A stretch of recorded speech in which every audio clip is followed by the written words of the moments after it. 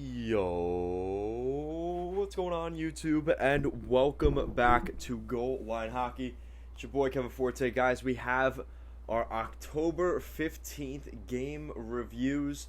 And it's been a long day, guys, but we have a couple of games to go through today. We only have 3 games on tap today. A late one, which is making this a little bit more difficult out in Anaheim, but we'll keep you up to the latest news on that game as we go through this video.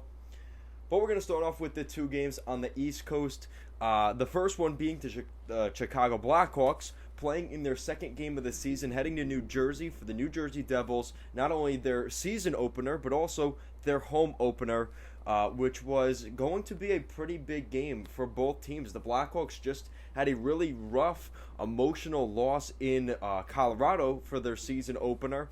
And then they head to New Jersey, and this was going to be an opportunity to see, how much maturity have we seen from some of the New Jersey Devils, guys like Nico Hischier, guys like Jack Hughes, and how would some of the new guys like Ryan Graves and Dougie Hamilton fit into the Devils system?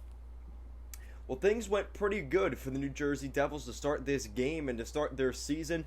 17 seconds into the first period, Dougie Hamilton, the big free agent fish picked up by the Devils this summer, signing a 7-year extension, a 7-year contract with the Devils, gets on the board. So Dougie Hamilton wasting no time scoring for the New Jersey Devils. We saw last night, or 2 nights ago, Oliver Ekman-Larsson scoring with his new team in Vancouver. We'll talk about the Canucks in a minute.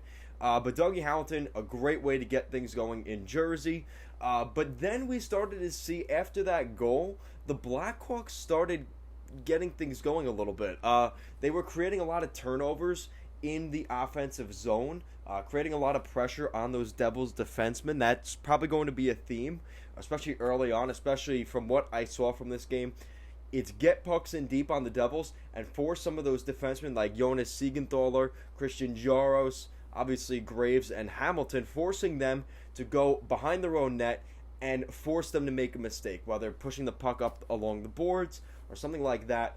That could create a lot of issues for the Devils, and that's what I saw early on in this game. The Hawks' power play actually looked pretty solid as well. They went 2 for 5 tonight, which was pretty solid. Again, it gave them a chance to win this game.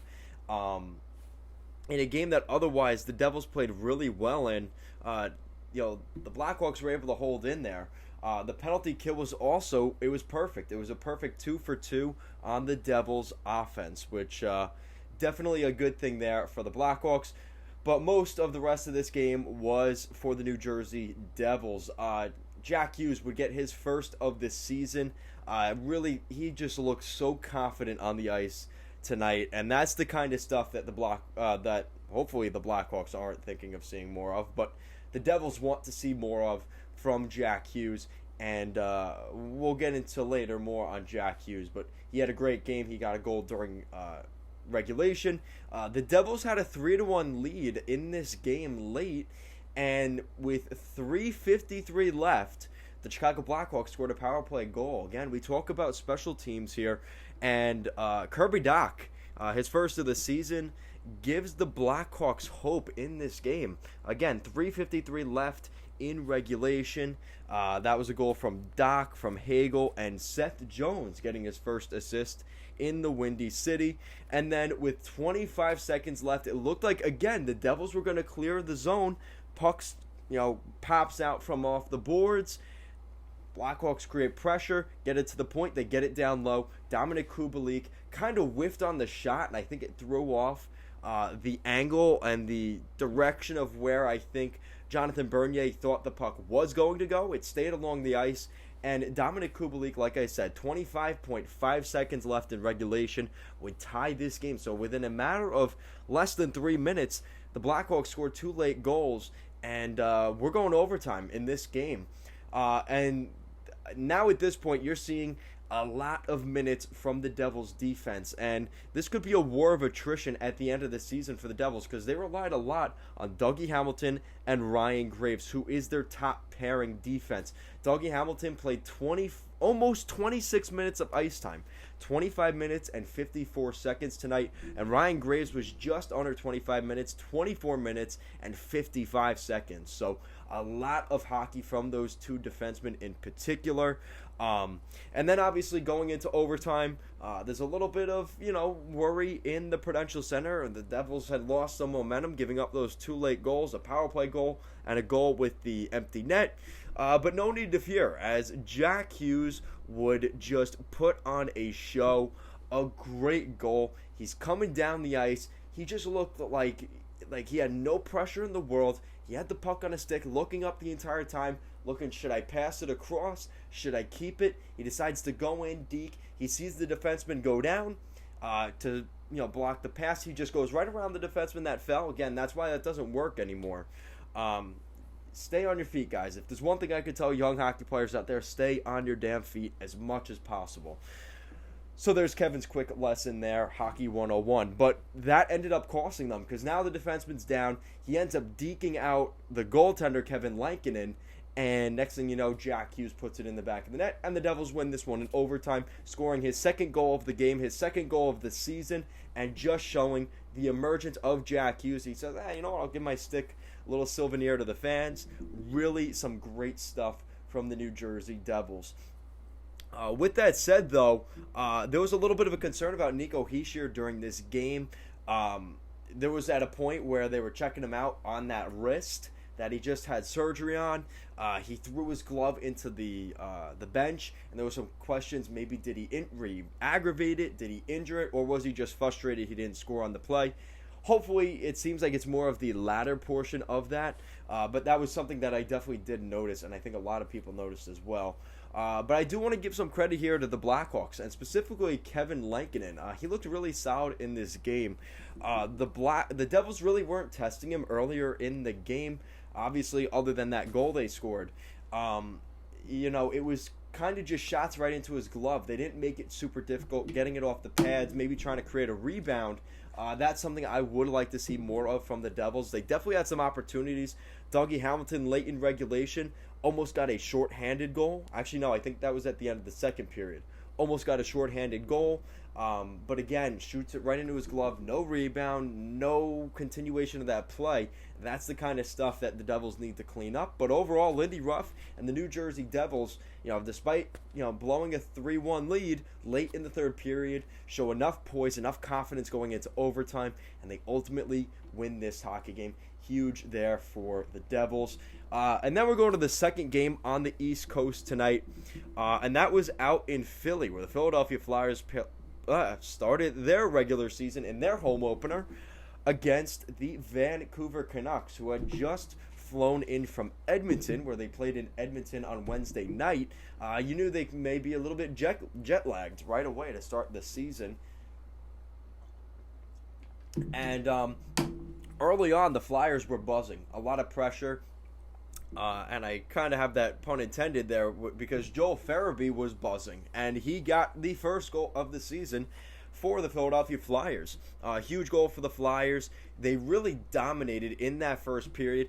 Demko did not look comfortable to start this game. He definitely had a slow start. He definitely did settle in as the game went along, but he was not great tonight for the Canucks. Like I said, the shots were 14-5 in favor of the Philadelphia Flyers by the end of the first period. Yikes, not a great start there for Vancouver. Now, things would change in the favor of the Vancouver Canucks in the second period. They would score 3 unanswered goals in that second period. Vasily Podkolzin scoring his first NHL goal tonight for the Vancouver Canucks. A lot of excitement around the first-round pick back in 2019 for the Canucks. The Russian forward has been playing over in the KHL. He's looked pretty solid, and he seems ready to go. He's got the NHL size, but again, there is still a little bit of an adjustment to the North American ice. But he seems to be getting that touch, in Game 2, and he gets a huge goal. It was an absolute snipe, top of the circle, just a great shot by Podkolzin. Puts it right past Carter Hart, and here we go. We got ourselves a hockey game. It's 1-1 early in the second period. Again, Oliver Ekman-Larsson, give him credit. He got an assist in this game. Elias Pettersson gets a goal. It was an absolutely dirty goal. It was not a typical Elias Pettersson goal. He missed the net, on the power play from the top of the circle. It was a wrist shot. It went off the boards, bounced back. Carter Hart, Hockey 101, guys, for goalies, you got to keep that blade up against the post so that puck doesn't come back behind you. It did unfortunately go right back up against Carter Hart. It kind of ricocheted back off his leg and skate back into the net. And there you go. The Vancouver Canucks now have 2 goals, and it's 2-1 Vancouver. And we're starting to see that power play pick up. At the end of the night, they ended up going 2 for 4 on the power play. And these goals in the second period were on the power play. Here from Elias Pettersson, you start to see the momentum shift a little bit. These 2 goals go in. Thatcher Demko seems to be settling in a little bit for the Vancouver Canucks. The Flyers had a couple grade A opportunities, but he turns them away. Now, as the period goes along, we see another absolutely greasy, dirty, in front of the net goal by the Vancouver Canucks. And I say that in the most positive way I could possibly say it. This is how the Vancouver Canucks are going to have to score goals, especially from their bottom 6. And you see a absolutely greaser by Alex Chiasson scoring a goal for the Vancouver Canucks. A huge one for the Canucks. I thought this was weird when I was watching the game. They spelt Chiasson's name wrong on the nameplate. It was not how it's spelled regularly. It's usually Chiasson. On his nameplate tonight, it was Chaisson. Again, a very small thing that probably 99.3% of people would never have gotten. But I saw that and I was like, did they spell it wrong, or have I been spelling it wrong this whole time? No, the nameplate was in fact wrong. So, very interesting how that kind of happened. But anyway, that's a power play goal for the Canucks. And again, another goal that Carter Hart probably should have had. He probably should have had all 3 of the Canucks goals here in the second period. But definitely the last 2, the one off the ricochet off the backboards, as well as the Chiasson goal. Again, you probably could have relied on the defense maybe being there to keep Chiasson out of the front of the net, out of that little box that the Flyers like to use, Alain Vigneault likes to use. But yeah, there he is, and he pots it home. JT Miller's 3rd assist already of his season. A really, really nice start for him. And Quinn Hughes getting his 1st assist of the season as well. And then that would not be the end of the second period. We had a lot of action here in the second. Cam Atkinson from Farabee and Yandel, a snapshot from Atkinson, his first goal in the orange and black. And that wasn't even the end of it. 5 minutes later and less than 5 minutes later, exactly, JT Miller getting his first of the season. So now the Canucks take a 4-2 lead going into the third period. Looks pretty confident. It looks like the Canucks, just Demko has to hold up. He's been playing well here, much better in the second period than the first period. Then the Flyers said, hold on a second. We're not ready yet. And, yeah, we just saw something very similar in the Devils Blackhawks game. They gave up a goal with 3:53 left in regulation and 25.5 seconds in regulation left. Well, the Canucks kind of did something similar here in this one. They gave up 2 goals, one with 2:17 left in regulation, a power play goal from Travis Konechny, who had a really down season last year. Travis Konechny gets a huge goal to get some confidence for himself this season. And Claude Giroux, a snapshot with 1 minute and 12 seconds left. It was a bank shot. Again, we saw him a lot of these goals tonight, specifically in this game, where they were going from the goal line, here at Goal Line Hockey, perfect fitting there, but they were shooting from the goal line and trying to get it off the shoulder or the arm of the goalie and making him put it in the back of his own net. That's exactly what the Flyers did. A very veteran, thinking ahead move there by Claude Giroux. And the Flyers, here we go. We have a tied game, and we are tied at 4 going into overtime. And then things got interesting, but nothing really came of it. We end up going to a shootout, everybody's favorite thing. Couturier missed. Pettersson, just talk about poise, walks right in like it's nothing and just banks it right past Carter Hart. 1-0 Canucks in the first round. Giroux, a great save by Demko. I think he was kind of just sticking his leg out, and he happened to get that. Giroux is a real threat in the shootout.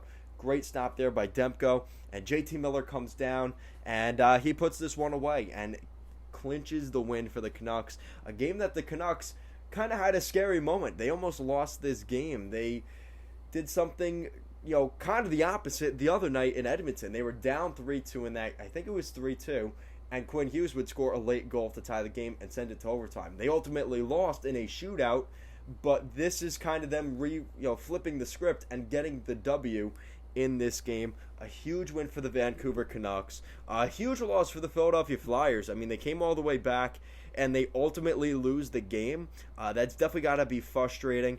And the Canucks continue their East Coast road trip here early in the season. They play in Detroit on Saturday night, so it's a back-to-back. Definitely not a schedule for the week. And then they start off, they get a couple days off. They get off Sunday and Monday. Then they play Tuesday in Buffalo as they kind of wrap things up. So, again, the Canucks, they pick up 2 points. That's all that matters at the end of the day. The Flyers are a good team on paper. I think the Flyers just weren't at their best tonight. Carter Hart didn't play his best. The Canucks, though, there is some confidence seeing guys like Vasily Podkolzin scoring goals, playing alongside some of the top guys. They're maybe getting fourth-line minutes, but he's still playing. When he's on the ice, he is playing with those top guns in this lineup, gaining some confidence, starting to get used to the touch of the NHL ice and the sizing of North American ice. I think we're going to see that pick up. But like I said, though, there is some concern for the Flyers, especially with Carter Hart. He didn't look great at all tonight. So that is something that early in the season, again, it's game 1 of the regular season for the Flyers. You're going to rip off some rust. It's not the same level of play as it is in the preseason. But definitely just a couple of little mechanical things by Carter Hart. Some goalies can look like a real brick wall that you cannot get through. He looked like the opposite of that. He looked like a bush you just put the puck right through.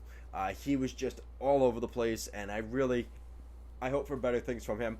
Now, the good thing for the Flyers, though, we talk about this vaunted center depth that they have there, right? You have guys like, they don't all play center, but you have Konechny, you have Giroux, who can play center, and then you have some of the depth guys like Nate Thompson in there that can also play. Obviously, you have Couturier, so they have a lot of guys that can play center. They were 62.5% in the faceoff dot tonight. Very impressive. Kevin Hayes as well. So they were very, very good in the faceoff dot. But with that said, there is still some things about the Flyers. Obviously, losing the game hurts. They were able to pick up a point at the very least, and that is going to mean something, especially in this tough Metropolitan Division. If you could lose games and still pick up at least 1 point, I think the Flyers would absolutely do that. And in a game where Hart was not his best at all, definitely not that bad.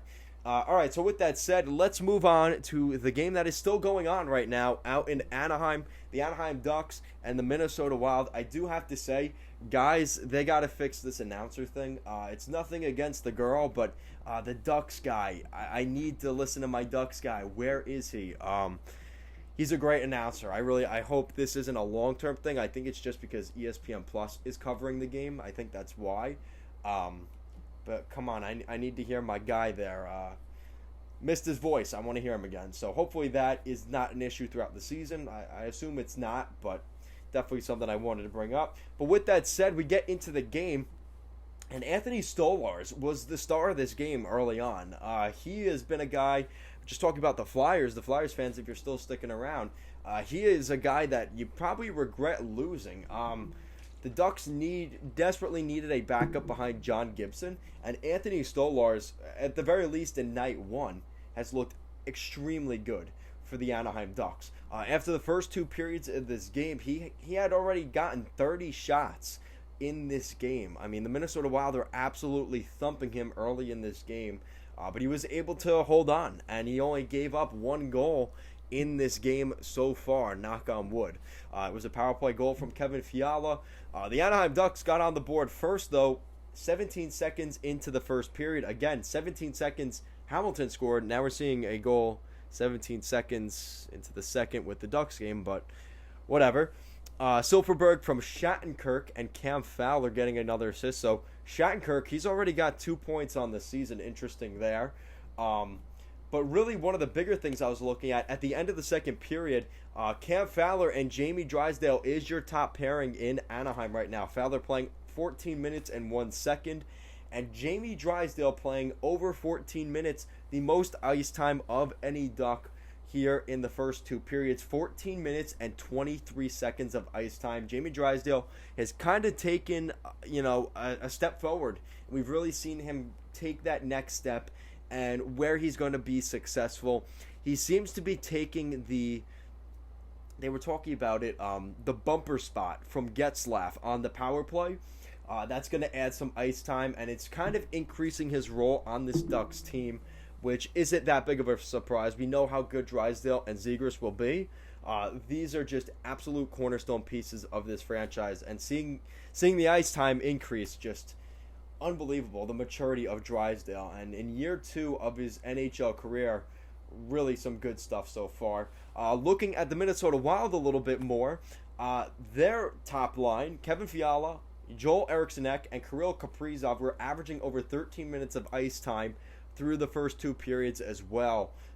This is a group that's really, they seem a little bit frustrated in this game. Kaprizov looked visibly frustrated toward the end of the second period. I didn't seem injury related. I think he wanted to score more goals. That seems like a typical Kaprizov thing, a very fierce competitive guy.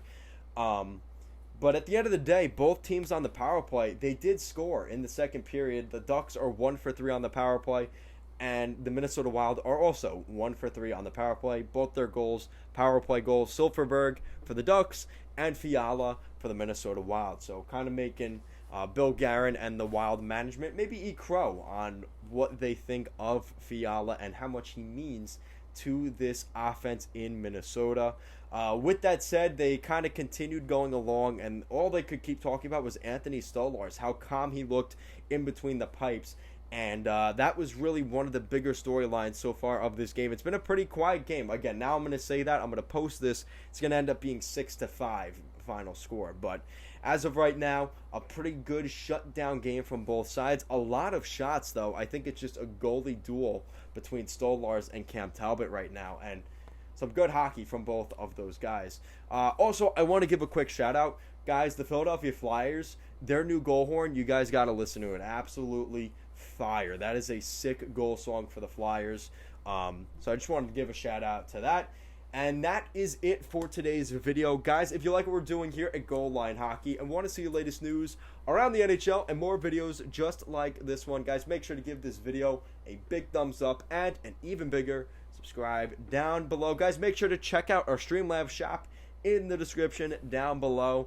Check out some Goal Line Hockey swag to help support the channel. Or if you want to do something, it's absolutely free. You just got to give this video that thumbs up and subscribe, and you also have to click that bell notification. Again, that part is all free. Doesn't cost you anything. So if you could do that, that would absolutely help out the channel. Guys, I'm going to have a video out tomorrow morning about the extensions, the guys like Charlie McAvoy re-signing, Ryan Pulock, what that means for some of the bigger contracts coming up, because now we're going to be starting to talk about Adam Fox, and what is his next contract going to look like, because that seems to be the next hot ticket defenseman in terms of his next contract. He is a restricted free agent next summer. So now that we've seen the McAvoy deal, we've seen the Seth Jones deal, the Darnell Nurse, the Ryan Pullocks, what are we going to see in the market for next year? And again, we have Nathan McKinnon. He's going to have a new contract extension. So there's going to be a lot going on with the contracts we're seeing today, what they're going to have on the impact of the contracts tomorrow and the next couple of months going into next year. So, guys, I will see you again tomorrow morning. If not, I will see you tomorrow night for our next game review. Guys, these videos will be coming out at the end of every night for recaps of these games. Guys, thank you so much for watching, and I will see you again next time.